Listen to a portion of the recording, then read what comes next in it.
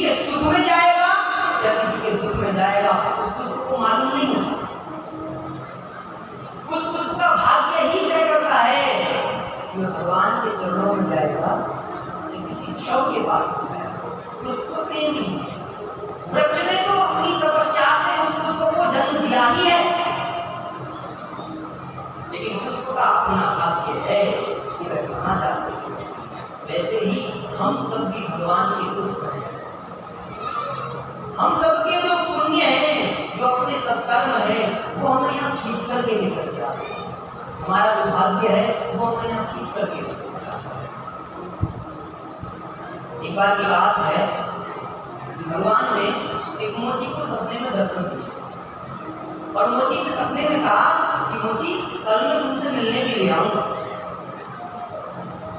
मोची सुबह सुबह 4 बजे से तैयार हुआ कि आज तो भगवान दर्शन देने आएंगे, लेकिन रात्रि को भगवान स्वप्न में आए हैं। भगवान ने स्वयं कहा है कि मैं तुझसे कल मिलने के लिए आऊंगा। मोची सुबह 4 बजे से लेकर के अपने काम में बैठा रहा कि भगवान आएंगे। देखने लगा कि भगवान पता नहीं किस क्षण आ जाए। 4 के 5 बजे, 6 बजे, 7 बजे। 7 बजे सबसे पहले द्वार पर एक भिखारी आया। उस भिखारी ने कहा कि आप भिक्षा दो। तो मोची की अभी सुबह सुबह मौनी नहीं हुई थी, तो मोची के पास में गले में पुराने पैसे पड़े थे निकले हुए। मोची ने तुरंत दे दिए। आज मोची ने भगवान के स्वागत के लिए भोग बनाया है, प्रसाद बनाया है कि भगवान आएंगे तो अपने पास बैठा करके भोग प्रसाद अपने हाथ से खिलाऊंगा। 10:30-11 बजा तो एक व्यक्ति और आया। बोला, महाराज भूख बहुत लग रही है, आप कृपा करके भोजन दे दो, मैं कई दिन से भूखा हूं। तो मोची जो अपने लिए भोजन लाया था, उसमें से 2 रोटी मोची ने उस भूखे व्यक्ति को दे दी। भैया तुम खा लो, 2 में तुम्हारा पेट भर जाए। तो अपने लिए रख ली। थोड़ी देर और बीती। मोची के दुकान के सामने कुत्ता आया और कुत्ते ने आकर के बहुत देर तक बैठा रहा और थोड़ी देर में बेहोशी हालत में रहने लगा। अब मोची ने सोचा कि इसका तो स्वास्थ्य बहुत गड़बड़ हो रहा है, कुछ इसको खाने को दे देता हूँ। तो मोची की जो अपनी 2 रोटी और बची थी, 2 कुत्ते को दी। कुत्ता भी था। और मोची के पास में सिर्फ भगवान का भोग रखा है। इस प्रकार से बीतते पूरा संध्याकालीन का समय हो गया, शाम हो गई, दुकान बंद करने का समय हो गया, लेकिन भगवान नहीं आए। मोची अपने मन में सोच रहा है, भगवान कभी झूठ तो बोलते नहीं। यदि भगवान ने स्वप्न में आकर के कहा है कि मैं जरूर आऊंगा, तो इतना भी पक्का है कि भगवान जरूर आएंगे। अब पूरे शाम तक वेट किया। रात हो गई, 10:11 बज गए। मोची ने सोचा कि लगता है कि स्वप्न झूठा हो सकता है। और मोची जो है जाकर के बड़े उदास मन से आज अपने घर गया। पत्नी ने पूछा, प्राणनाथ तुम उदास हो? बोले, देवी मैंने तुमसे एक बात छिपाई है। क्या? बोले, रात्रि में भगवान मेरे स्वप्न में आए थे और भगवान ने कहा था कि मोची मैं तेरी दुकान पर आकर के मिलूंगा, लेकिन मैं सुबह से लेकर आज शाम हो गई है, लेकिन भगवान ने दर्शन दिया। क्या भगवान भी झूठ बोलते हैं? क्या भगवान भी कह करके आते नहीं है? तो पत्नी को लगा कि ऐसी सपना उठना आ गया और हम कोई बात नहीं, भगवान नहीं आ गए, कोई बात नहीं, जाकर के ये भोग है जो तुम लौटा करके लेकर के आए हो, उसे तुम भगवान को अर्पण करो। मोची ने भगवान को वह भोग अर्पण करा जाकर के, प्रभु तुम आए नहीं, जैसे रोज खाते वाले जैसे खा लो, तुमने तो प्रॉमिस किया था कि जरूर आऊंगा। अब मोची को देर रात तक नींद नहीं आई। अब देर रात तक जब नींद नहीं आई तो मोची आज पूरी रात जागने का प्रयास करता है, सोचता है कि भगवान झूठ बोलते हैं। लेकिन आप जितनी भी रात्रि में जग लेना, लेकिन दोपहर का समय ऐसा आता है कि जब हर व्यक्ति को निद्रा आता है। 3 बजे से लेकर के 5:30 बजे का समय ऐसा है कि बड़ा कठिन होता है व्यक्ति का जगना। पूरी रात जग सकता है, लेकिन जैसे ही ब्रह्म मुहूर्त प्रारंभ होता है, हर व्यक्ति को निद्रा आने लग जाती है। दुनिया चीजें हैं वो सब आसानी से प्राप्त नहीं होती। जिस प्रकार से शरीर के लिए नीम औषधि का काम करती है, लेकिन नीम लोग खाते नहीं। आंवला औषधि का काम करता है, कोई खाता नहीं। पिज्जा शरीर को बिगाड़ने का काम करता है, तो उसको खाते हैं। तो जो इंपॉर्टेंट चीज है उसे व्यक्ति अपने पास में नहीं रखता। वैसे ही है कि जो व्यक्ति ब्रह्म मुहूर्त में जलता है, कहते हैं उसके भाग्य का उदय होता है। देखो भैया, हम बहुत सिंपल लाइफ जीने वाले लोग हैं। अच्छा, मेरे जो जीवन है, तो जितने भी देश के अंदर कला करने वाले लोग हैं, मेरा कुछ अलग ही मसला है। तो क्यों? सबके अपने अपने नियम है, लेकिन अपने जीवन में कोई नियम नहीं बना पाए। क्योंकि रात को कभी कभी हमें हमारे श्रेणी को उठे ना, वो उठना हमें मतलब प्राण आती है हमारे, हमें कभी कभी लगता है हमारे प्राण निकल जाएंगे, तो हमें उसे बचा के रखना चाहिए। कई बार समय ऐसा होता है कि रात को 2-2 बजे सोने को मिलता है, तो हमारी तो कोई गारंटी नहीं कितने बजे सोएंगे, कितने बजे उठेंगे। बस हम ये तय कर लें कि हमें 4 बजे उठना है तो उठ जाएंगे, और यदि हमने कहा कि हम सोएंगे तो जीवन में हम नहीं उठे तो नहीं सोएंगे, जीवन में सोएंगे। पर ये सबके जीवन में नहीं, ये नियम उन लोगों के लिए लागू होता है जिनकी निद्रा कभी पूरी होती है, कभी पूरी नहीं होती। व्यक्ति को अपनी नींद जरूर पूरी करनी चाहिए, कैसे भी समय निकालें। अब कल का प्रभाव है, लोग रात को जॉब करते हैं, रात को भी काम करते हैं, तो कोई कहे कि रात को हमारा काम नहीं करना चाहिए, तो घर गृहस्थी थोड़ी ना चलेगी। घर गृहस्थी तो परिश्रम से ही चलेगी। हमारे पुलिस वाले बंधु रात को पहरा देते हैं, कि वो रात्रि में पहरा ना दे तो क्या हम चैन की नींद सो पाएंगे? यदि बॉर्डर पर खड़े हुए सैनिक रात्रि और दिन भर काम ना करें तो क्या ये देश सुरक्षित रह पाएगा? वैसे ही परिस्थितियों के अनुसार व्यक्ति ढलता है, लेकिन कोशिश करनी चाहिए हर व्यक्ति कि अपनी जब नींद पूरी हो, तो नींद पूरी होकर तो व्यक्ति को जल्दी उठना चाहिए। किसी कारण से नहीं उठ पा रहे तो बात अलग है। 3:30 बजे करीब 3 बजे करीब नींद आई, तो भगवान के स्वप्न में आए। स्वप्न में आकर कहते हैं, अरे मोची, आज तो मुझे भोजन बहुत बढ़िया कराया मेरे को। तो मोची कह रहा है, ये नहीं कराया, वो खिलाया था, बनाकर ये बढ़िया बढ़िया पूरी कचौड़ी बनाई थी, अपनी ने सीधी सादी रोटी खाई और तुमने पूरी बोले तुम्हारा भोग लगा करके नहीं पा गया। तो भगवान हंसते बात बोले, मोची मैंने जो तेरे को स्वप्न में दर्शन दिए थे उसका एक कारण था कि जब लोगों को मालूम पड़ जाता है किसी को कि मैं आ रहा हूं, तो मेरे लिए बड़े आदर सत्कार के साथ में सब साज सज्जा करके भोग प्रसाद देते हैं, मेरे लिए भाव से अर्पण करते हैं। लेकिन जब मैं ही अपना स्वरूप बदल लूं, जब मैं ही कोई लाचार बन जाऊं, जब मैं ही कोई गरीब बन जाऊं, तो मुझ में कोई व्यक्ति मुझे नहीं देखता। आज भी स्थितियां हैं, ये लोग भगवान के मंदिर में दर्शन करने के लिए जाते हैं, लेकिन द्वार पर बैठा हुआ भिखारी किसी को नजर नहीं आता।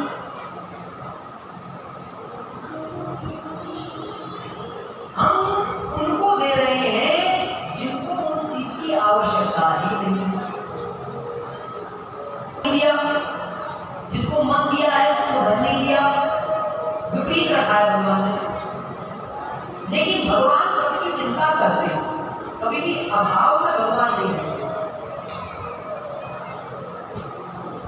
इसीलिए कभी ध्यान रखना, जब भी तुम्हें जीवन में कभी अवसर मिले अपने हाथों से कुछ करने का, भगवान कभी आपको ऐसा नहीं प्राप्त करा दे कि आपको किसी की मदद करनी है।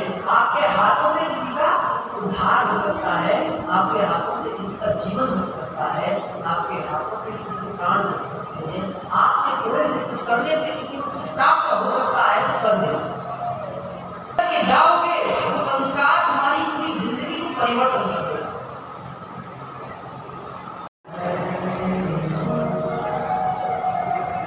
जिंदगी एक किराए एक नायक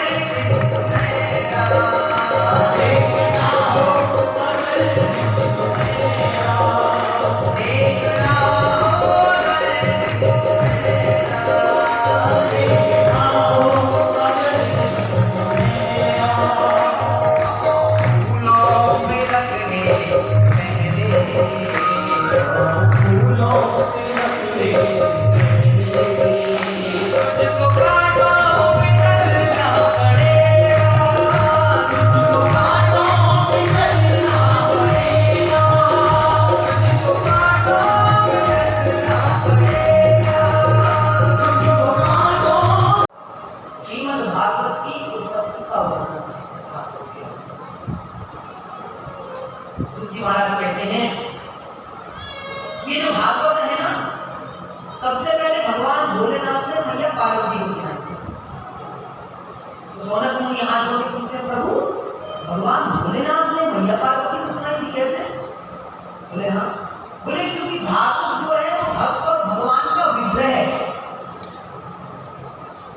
वो व्यक्ति भागवत कभी ना सुन सकता है ना बोल सकता है जो व्यक्ति भगवान का भक्त नहीं होगा। इतना है सागर को वो ही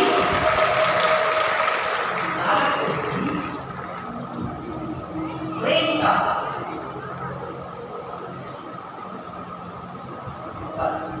तो भगवान भोलेनाथ भगवान के सबसे बड़े और हमारे सिन्हा जी भी मैंने सुना है वो भगवान भोलेनाथ के बड़े। तो कल ये भाव मेरे मन में आया, सोच रहा था ऐसे कि आखिरकार सिन्हा जी को पता है कि कैसे भी मैंने सोचा एक महागर करेंगे। तो मैं एक दिन अभी सोच रहा था कल कि इनको कैसे पता मिलती है, तो समझ में आया कि भगवान भोलेनाथ की कृपा इनके परिवार पर अद्भुत है। इसलिए भगवान भोलेनाथ ने स्वयं जिसको भगवान चाहते हो, स्वयं भगवान जिनकी साधना करते हो, उनको इस परिवार में ला करके भेज दिया है। ये भगवान की अद्भुत कृपा है। मैं हमेशा सबसे कहता हूँ एक बात, यदि तुम भगवान भोलेनाथ को प्रेम करते हो ना, तो तुम भगवान भोलेनाथ की पूजा करो ना करो, लेकिन भोलेनाथ जिसको प्रेम करते हो तुम उसकी पूजा करने लग जाना। भगवान भोलेनाथ तुम्हारे घर स्वयं आ जाएंगे, तुमको कुछ करने की जरूरत नहीं है। कोई धर्म का काम हो रहा हो तो उसमें तन मन धन तीनों लगा देना। और जब किसी व्यक्ति को तुम्हारी आवश्यकता हो तब भी तन मन और धन तीनों लगा देना, जीवन का उद्धार हो जाएगा।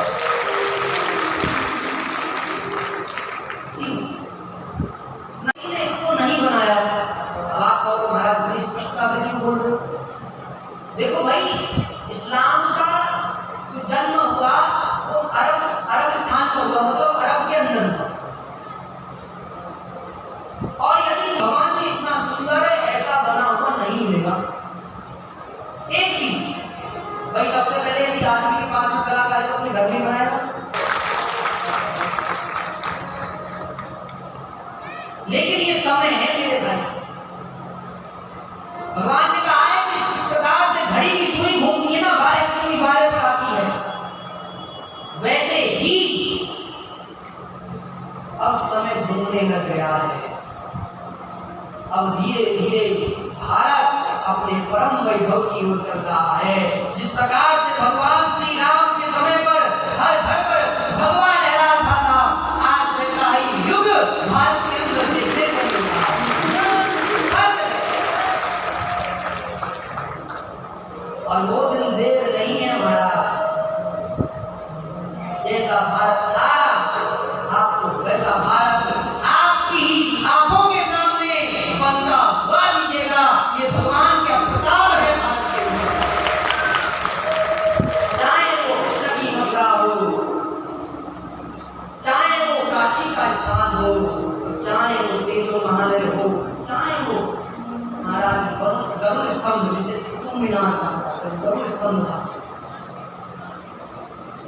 देखिए ध्यान रखना, जब तुम इतिहास में भगवान भोलेनाथ का है, प्रेम का प्रतीक ताजमहल नहीं है, प्रेम का प्रतीक भगवान शंकर का कैलाश है, प्रेम का प्रतीक समुद्र में तैरते हुए भगवान श्री राम के नाम के पत्थर है महाराज। ये प्रेम का प्रतीक है, भगवान श्री राम का राम से जो प्रेम का प्रतीक है।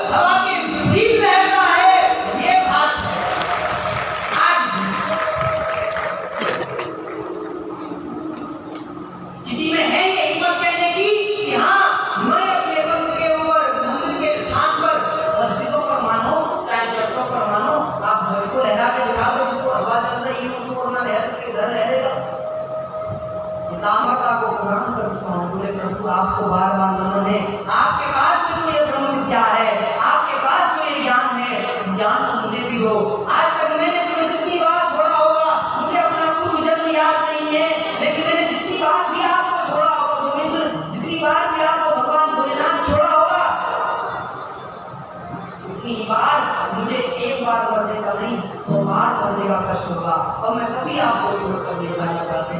आप कृपा करके मुझे मेरे लिए अमर मत करो, मैं तुम्हारे साथ जीवन पर्यंत रहना चाहती हूँ, इसलिए मुझे अमर करो।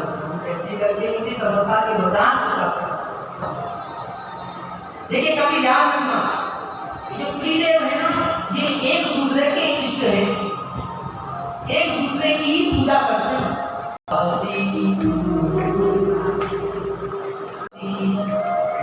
बार बार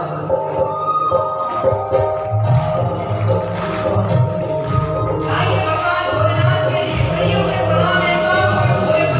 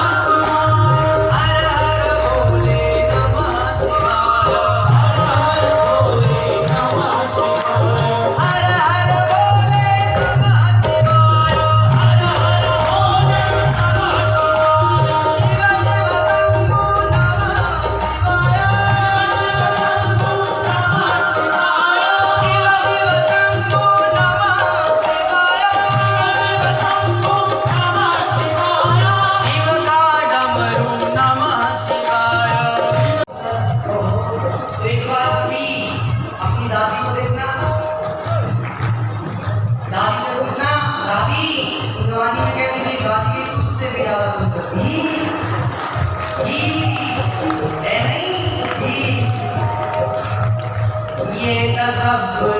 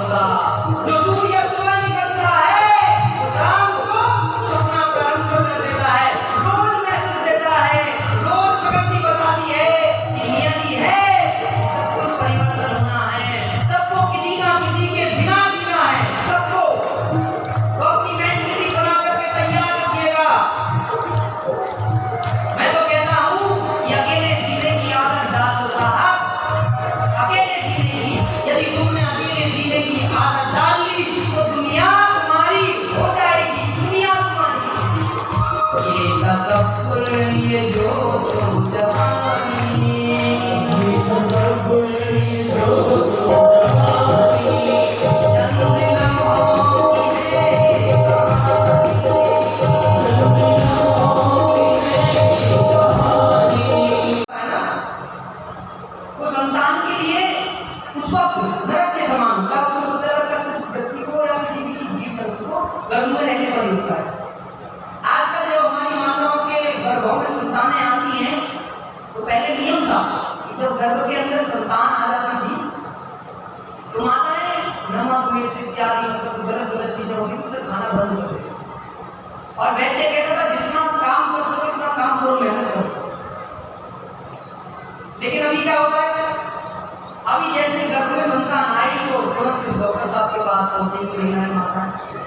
बोले महाराज गर्भ में संतान है, क्या क्या करना है? डॉक्टर सबसे पहला काम कहेगा कि भैया कुछ नहीं करना है, बेड रेस्ट।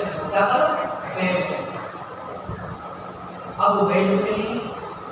अब महाराज पति देव सारे काम करें या घर वाले जो सासू माँ वो सारे काम करें, अपनी पत्नी देवी आराम से विश्राम है। कोई कहे कि पत्नी काम नहीं करती या बहू काम नहीं करती, बोले महाराज डॉक्टर ने बेड रेस्ट करा। कुछ भी खा, खाने में कोई दिक्कत नहीं। तो देवियाँ तो खूब बढ़िया बढ़िया चावल मिलते हैं,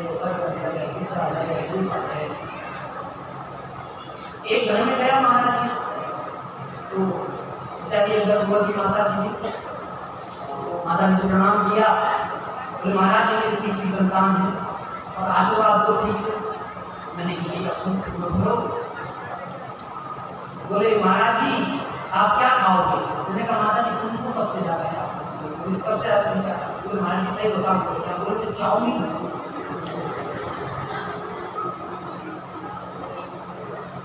मैंने कहा अभी भी खा के? बोले पति जी बोले महाराज जब तक एक प्लेट ला के ना देखूं ना तो जब तक तो मानती नहीं। अब फिर एक बहाना और ले लिया। बोले क्या? बोले अंदर जो बैठा है उसकी इच्छा होती है खाने की। तो मैं माता जी के पास बैठा। मैंने माता जी के पास बताओ सच्ची सच्ची। बोले संतान तुमको कैसी चाहिए?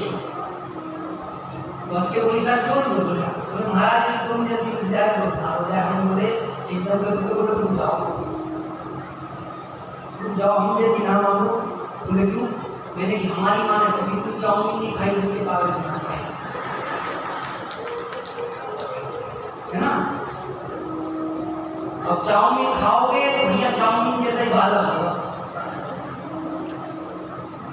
अब ये तो तुम हंसने वाली बात है, लेकिन जो तुम चटपटा खाते हो ना वो बच्चे के शरीर में जाकर लगता है। डॉक्टर भी कहते हैं ना कि जो तुम खाओगे वो उसे पोषण मिले। जिस किसी के भी घर में संतान आए उसे 3 काम करने। सबसे पहला काम है काम करना नहीं छोड़ना।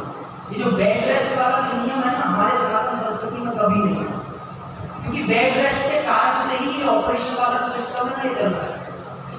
यदि किसी के पास में धन ज्यादा हो, अपना पेट सब इधर उधर करवाने में पेट पर अपना ट्रीटमेंट कराना हो तो बेड रेस्ट ले लेना, क्योंकि मेहनत करोगे तो बॉडी के अंदर एक मतलब एनर्जी बनी रहेगी।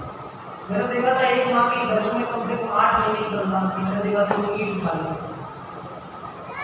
कृष्ण जैसा, भगवान राम जैसा, प्रहलाद जैसा, ध्रुव जैसा या अच्छा कोई बालक जैसा हो जिससे संस्कारित हो, तो सबसे पहला है कि जैसे गर्भ में संतान आ जाए तो सबसे पहले धार्मिक पुस्तकों को, धार्मिक इतिहास को पढ़ना प्रारंभ करो,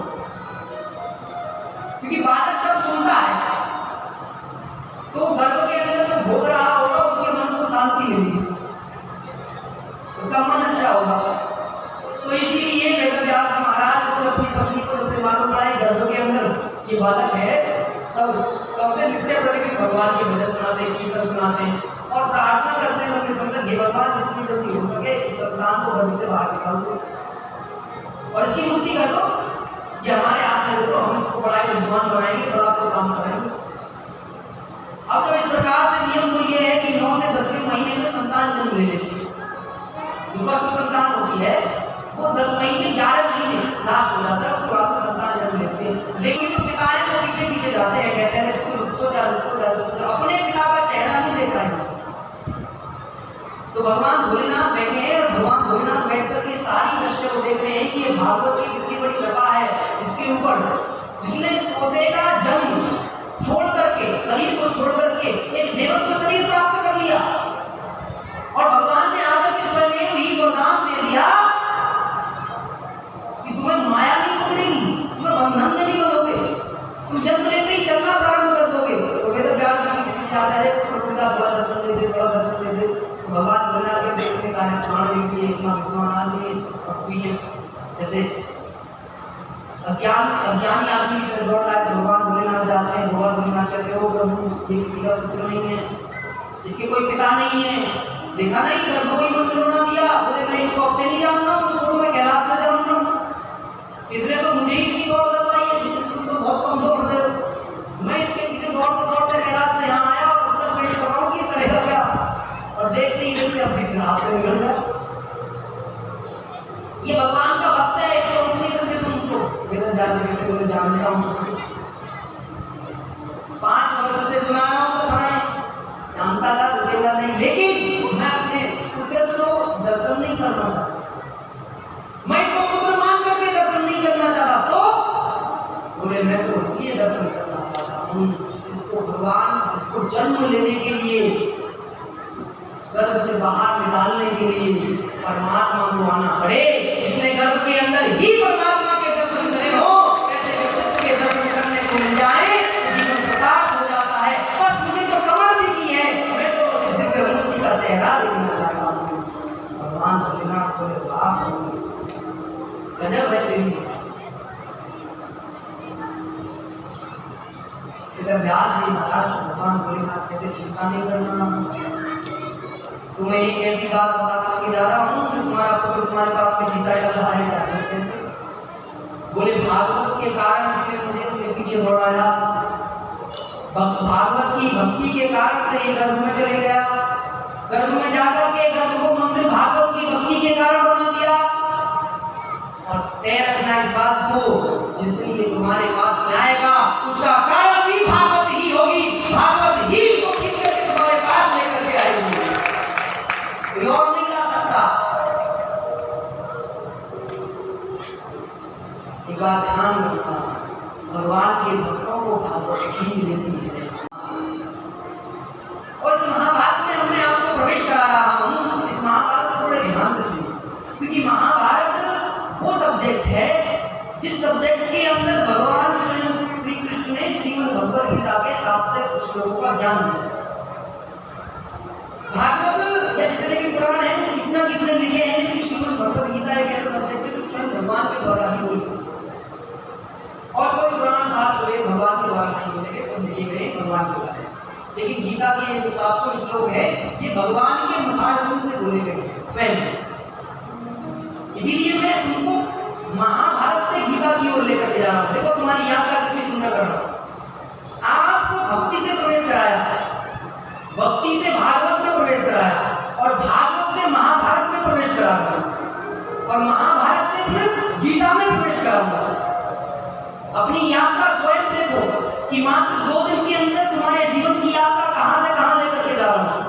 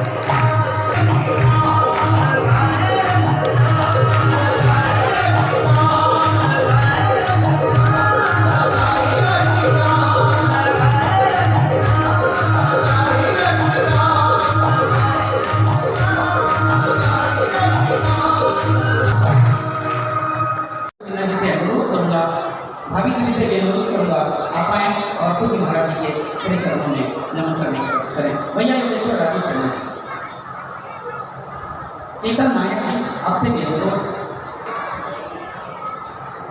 आध्यात्मिक आयोजनों से आप वंदन करने का